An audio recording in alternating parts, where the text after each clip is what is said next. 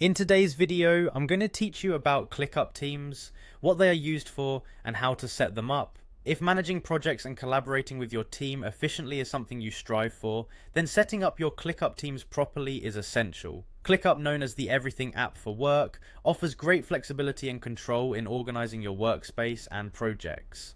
First, let's head over to the ClickUp website. You can easily find it through your web browser by typing in clickup.com. Once you're on the home page, look for the login button at the top right corner and click on it. If you have a Google account, things become much simpler. By selecting Sign in with Google, you'll be taken directly to a secure Google sign-in page.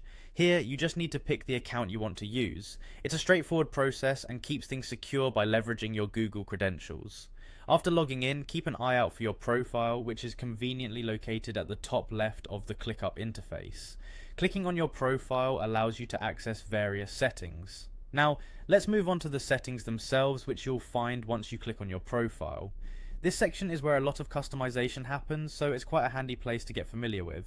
You'll need to find and select the Teams option from your settings. Once you're in the Teams section, seek out the option to create a team.